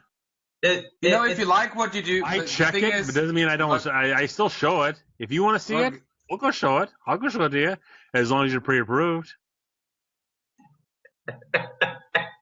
It's like we're going in circles here. Well, because I'm right. If we weren't going in circles, I wouldn't be right. Well, we keep going right, so that we're gonna do a circle for sure. That's your point of view, and you do that, and you have the right to do that. Other people do it other ways. If they came down, if I was showing someone a $3,000 house, and all of a sudden they wanted to see a $100,000 house, would I show it to them? Yes. Would I be thrilled by it? No. But I'd still show it to them, and I'd still sell it to them. Hey, so did you guys catch that? I believe the post was in our group. The agent, new buyer client, had found the house of their dreams. That was, I'm going to use a number because I don't think she gave it or he did, but let's say it's $400,000. Perfect house for them. They loved it, wanted to buy it, wanted to place an offer, but they found out how much the actual sellers paid for it. Whoa, stop that.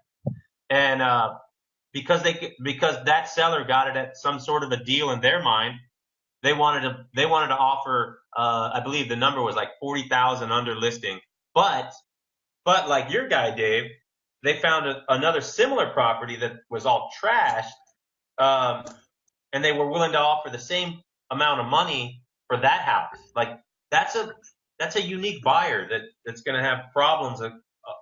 That's not. I don't think that's anything an agent necessarily can help, because that person just doesn't make sense. They're on their own. Right. They're on their own way. And there are a lot of people out there that don't make sense. You can tell them whatever you want, but in the end, they're their own, and they do whatever they want. And they look exactly like they can do whatever they want, but you don't have to work with them. No, you don't. You totally agree with that. You're right. But you advise them to do stuff and go. That's an example. Was this weekend? I showed a house to a pre-approved buyer.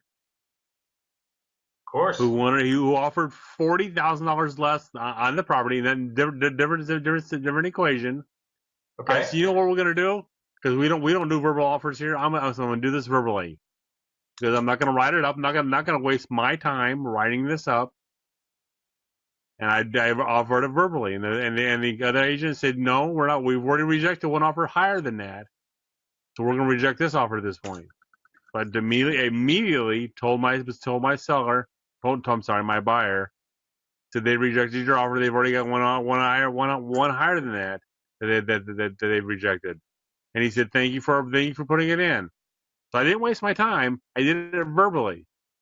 You gotta know when to cut. Yeah, you gotta know when to cut them short.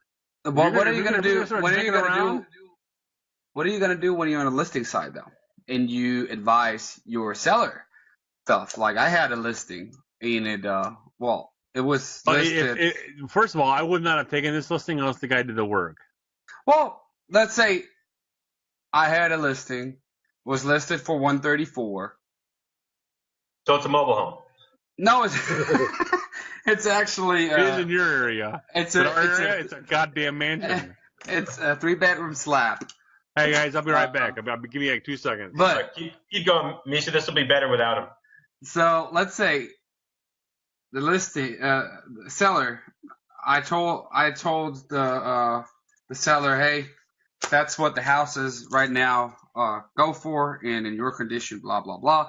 We're gonna list it for $134. So we did that. After we put it in the MLS, I got a call every day. Is someone interested in it? Someone interested. I'm like, no, there are people gonna come look to the tomorrow, but I don't have an offer yet. So after 4 weeks, that seller is like, well, let's cut down the price. I was like, well, the average time on the market in our county is 3 to 4 months, right? So I would wait a little bit. And the thing is, that was a month ago. So right now, the houses in the same area went up to 137, 138. Same houses. Yeah. So let me ask you this, Mischa. So that same house, if I came with my buyer, and this is in kind of response to Jessica's comment, if I came with my buyer for your $135,000 mobile home, and I was excited about it, and I called you and said, my buyers are willing to give you $150,000. What's your response? You go over listing price? Yeah, I'm happy. We will pay you pre-approved. They were pre-approved before I started showing them houses, because that's how I work. And then they took all my advice. This is the greatest house in the area, so they're willing to pay you $150,000, even if it doesn't appraise. What's your response? The response to my seller? No, your response is going to be put it on paper. Because until it's on paper with ink, it's not even legit. So for a buyer's agent to offer to call and say, "Will you take 40,000 less?" That's a waste of time. That's a waste of time. But what I was trying to say to advise your clients is, so we went down to 132, and then she finally got an offer after 5 weeks, which isn't very long on the market. So Yep. after 5 weeks, she got an offer $11,000 under listing, including 3,500 in closing. So I was like, no, we're not gonna do that. We will be crazy. So I was like, well, we got it listed at 132. Just counter back at. I knew what she actually needed to get out of it and wanted to get out of it. So I told her, counter back at 131 and see what they come back with. So $1,000 less, right? Yeah. So they came back with 126,000. And I told her, I was like, well, we're going to counter back again. We're not going to take the 106. She's like, 26. She's like, well, all right, let me give you a call back in a half hour. I was like, okay. She gave me a call back. She's like, well, I talked to my dad. We're going to take the offer. I was like, you got to be freaking kidding me.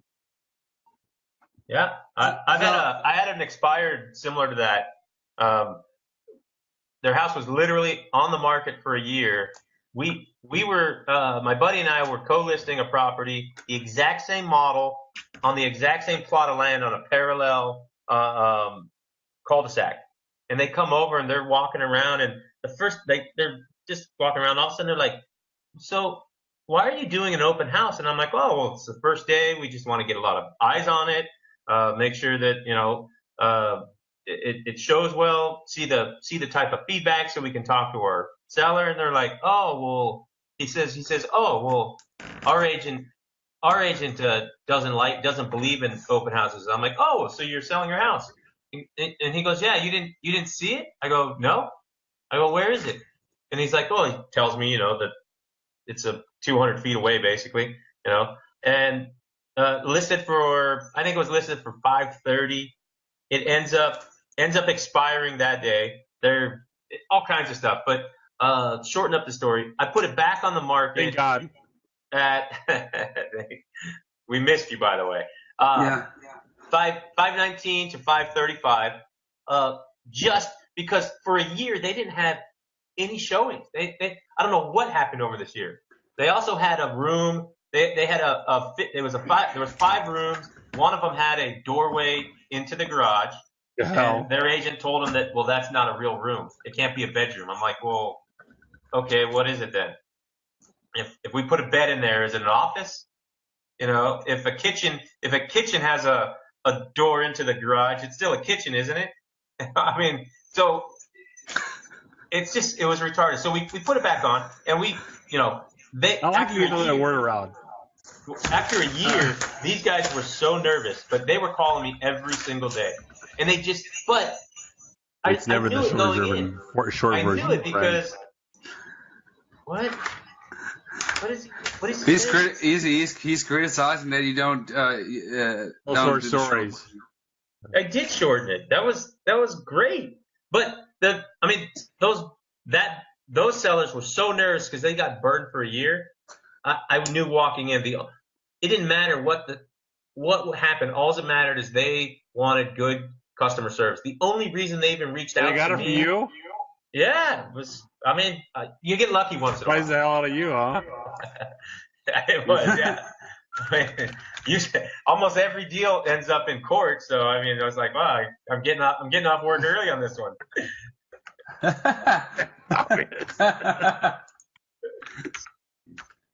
I think, but yeah, Dave, I don't see how you could claim you're doing, and now I am picking on you, but I don't see how you can claim you're doing your buyer client if it's a legitimate buyer client that you're taking serious, that you can call and place an offer, because you yourself on a listing side, if an agent called you, even if they offered over listing price, if it was $200,000 list and they offered you $210 verbally, what would your response be? Put it on paper. We'll probably take it. But until it's on paper, it's just freaking words. Well, exactly. And until it's on paper, it's just words. Hey, Dave. So I knew at $40,000 less, it was just words. What did you do with your last house, Dave?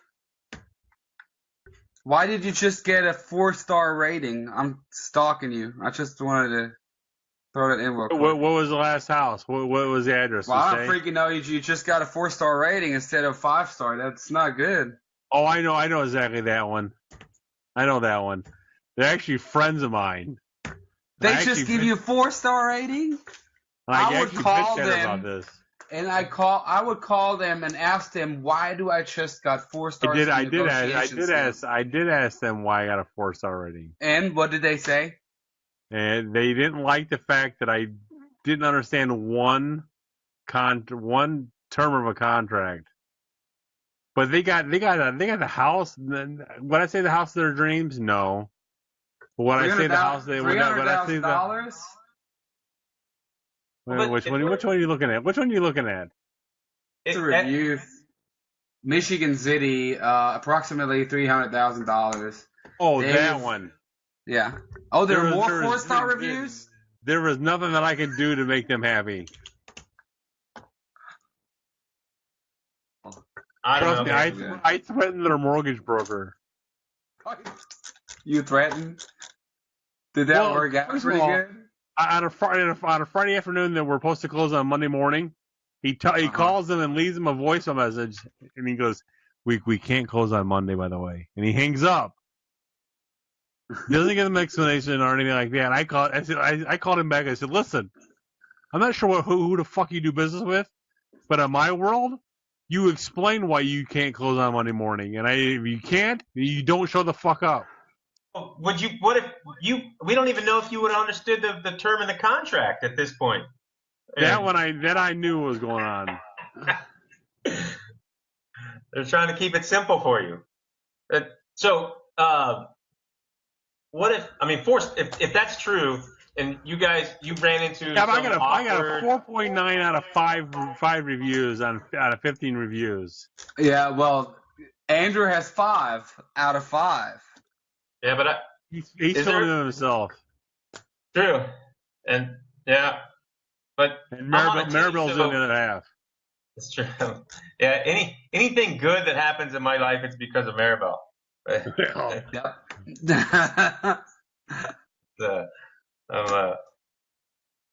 Yeah, that's I mean, the reviews on Zillow are actually huge because the public believes that stuff. I think I told you, Dave, my ex-wife, they just sold their house when they moved to Texas, and her whole strategy was found her agent on Zillow because he had was claiming he had 79 deals in the past year. Turned out. Oh, Jessica, they were pre-qualified. At least on record, they were. It was about half of that, but that's fine. But she's a typical seller, smart woman. Oh, she left me. So that's obvious. Yeah. What's to say about Maribel? Right. Well, she'll wise up sooner or later. She'll wise up. But she'll wake up from her drunken stupor. Hopefully. Well, she'll stick around because she needs me to pay for her doctorate degree that she just started this week. So I got easily 3 more years. Proctology. Dealing with one ass. I wish. Yeah. Exactly. No, but it's I think that having offer on paper regardless of the price, and if it's coming in low, I think putting on paper is at least more serious. You're right. I don't. I mean, if you're lowballing, I'm doing it verbally. Yeah, but like as I'm saying, even if you were coming in high, you're virtually if you come in high, then we're putting it on paper. But that's my point. So if I go 5,000 below listing price, you do it verbally because it's lowballing. No, not at all. $5,000 below listing, we're putting it on paper. So but if you're $50,000 below listing price, we're doing it verbally. What's the tripwire for you go verbal? Is it a dollar amount or is it percent? I guess you don't know. I don't think. It's just it's which way the wind's blowing. Considering this was almost 40% below list, it was gonna be verbal. So if I got what was your house listed at? 167.5 without the crystal. Without the crystal, 167.5. Fuck you, Andrew. I bet you do, bitch. Let's, All right, I would offer you 157. dude. I Did would you- say put it on paper and we'll counter back. Dave, That's honestly, not that, lowballing. Okay. that would be a really nice mobile home here. If you might even have an ocean view. Like, so don't cut Yeah, yourself short. that mobile home would have a basement with 2,000 square feet. By the way. That's right. Well, I think the basement's only about 3 feet deep though. Like it's more of a. We have one. We have How one deep for it is sale. here. We have one for sale here. You can move down to Warrensburg, Missouri. We have one for sale. 3,300 square foot modular home for $189,000. If I moved down to your area, I would run the world down there. By the way, I'd be the king shit of the world. I don't know about that. Oh, you and I would rule it with thumbs. Well, hold on, I missed something. Like, what the hell are you I guys don't know talking what I about? meant. It got really awkward all of a sudden. Like, you guys are playing with your thumbs or something. I said you can come down here and buy the modular home with 3,300 square foot on 5 acres. On 5 acres for But I sold a modular $189,000. home that was worth $450,000 before.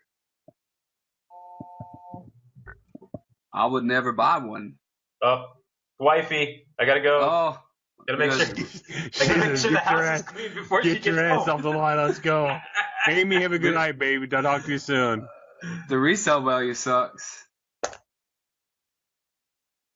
Oh man, go. Let me hang up. Leave. No. So the resale value. Maribel says, "Get your ass in there right now, God damn it!" Yeah. Oh, did Watch Jessica, him leave. Watch Jessica- him leave. He's Jessica jumping out of here asked, right now. Jessica asked if you did accept verbals on your FSBO. If it was started with a verbal, I would have not accepted it, but I would have said put it in writing, and we would have counter back.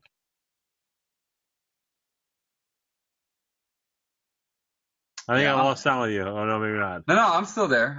Well, You're good.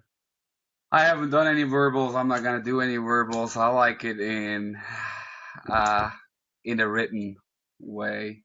I dot loop everything. But to be honest with Jessica, we did kind of do a verbal off the beginning of the bat, and I told her, I said, come back and write it up, and I'll accept it. If you come back with what you just said to me right now, I will accept it. So I did accept a verbal. Well, I like it's not much more time intense to dot loop an offer. Yeah, but I don't want to write it up, email it to the guy, have him sign it and give it back to me, then have to send it back to the other agent when I know they're going to reject it or counter back. I had one situation the last 2 weeks. I have a young military couple trying to find a house, so they're in the $150,000 range. So first house, full price offer, highest and best offer. They came back with highest and best offer in 48 hours. We didn't get the house, and that repeats itself 4 times now. Now I'll look real dumb because I couldn't get them a house 4 times. Dude, at any given point in our career, we'll look like fucking morons. I know. Look at the one I got a 4 out of 5 rating on. I look like a moron, but they got the house they wanted, and they got everything fixed the way they wanted it done. I mean, Jessica, yes, I guess the irony is lost on me. I don't get irony very well. It wasn't that bad, Dave. It was really not that bad. It was local knowledge, you got 4 stars. In negotiation skills, you got 4 stars. In process experience and responsiveness, you got 5, which is 2 times 5, 2 times 4, and Zillow rated it as 4-star. And then right underneath it, you have one with local knowledge 5 and responsiveness 5, but process experience and negotiation skills both 4, and they rated it as 5-star. So I don't know how Zillow goes from 4 to 5 or whatever, but It's yeah, how much I pay them that month. oh, you probably so. That's why I don't pay them. I don't know. I think Zillow, really, in my opinion, Zillow is a rip off for agents. You know what? My ROI isn't that bad right now. It could be better. Yeah, the thing is, Certainly could be better. The thing is, I just wanted to check. We had a Premier agent with the whole brokerage firm. So we had the whole company had Zillow Premier agent. So we got rid of that because we didn't make anything out of it. Where we couldn't make anything out of it because it was most likely rental leads because, I don't know, maybe because we got a big university here in town and that's all we got. But we got rid of it and I was just looking into how can I get in there as a Premier agent. So I called Zillow and asked them, hey, how much do I have to pay? So when they got me up there, all the way to the top, they gave me a figure of $3,500 a month for I don't know how many leads. And then I talked to my broker, and my broker said, "Hey, we had that position before because we were the most pay. We had the most percentage in our town, but we didn't pay that much. We paid just $1,500. So why was my broker paying $1,500 2 months before, prior to me, and now they want $3,500 from me? What is there? It's a ripoff. Well, I think a brokerage is going to pay a little different percentage than you are anyway, but it is what the market will bear. It is like how we sell houses, what the market will bear. At the time, $3,200 or $3,000 would bear what everybody else was willing to pay. I know what I pay right now is $1,600 a month, and that gets me so much percentage in two different zip codes. Well, I'm gonna drop one zip code the moment I sell this house. I'm dropping one of those zip codes. Well, I like the Facebook thing because for me, Facebook works out better than any other lead source. I tried ZBuyer, Jason Morrison's one. I tried ZBuyer for 2 months, and all it came out was hot air. Nothing really. I called all of the people, and I called them a couple of times. I sent them emails. I sent them texts. There was a lady, a professor from the university. She's like, that has to be a prank. Someone had to put my name on there. I'm not looking to buy a house, and I'm not looking to sell a house. I already sold my house, and I'm moving to Chicago. So, the information they have on ZBuyer might be good in some areas, but not in my area. And I don't know. I rather work with Facebook because I actually can personally interact with all the people because everyone is on Facebook somehow today. So you can really send message, you can chat, you can video talk, you can call. And so that's how I generate my leads. And with way less money spent a month than Zillow or ZBuyer or whatever you name it out there. And Bill and Jessica, if you guys were listening to the beginning of the show, I've already agreed to that. And when my contract is up here in about the next 2 months, I'm going to be doing the same thing, pulling out of Zillow. Not entirely, but enough to do what I want to do with it. Exactly. Bill is right because what you do in Facebook is actually not Facebook is more the marketing platform. I mean, you can generate leads, but you market yourself, and that's what I do on Facebook. I'm not. I put listings out there. Sometimes I just do what like local stuff and boost it a little bit, like Mary Shannon does too. But it's more like it's more a promotion for myself than for lead generation. If it generates leads out of my promotions and advertisement, I'm happy. It's cheap. But it works. On that note, let's call it an evening. We've been on the air for 2 hours. I told the wife this was going to be a short show, and now it's going to be the longest show of the year. Did So it? Mischa, How long have we been on? it's 2 hours long at this point. Alrighty. All right, Dave. Let's call it quits. I gotta still work a little bit. Yes, Jessica, I did know that, and I'm thrilled by that. Exactly, to tell the truth. So on that note, we're gonna call it a night. Mischa, if someone wanted to get a hold of you, how would one get a hold of Mischa Thompson? You can give me a call 660-624-2196 or realtor.mischa@gmail.com.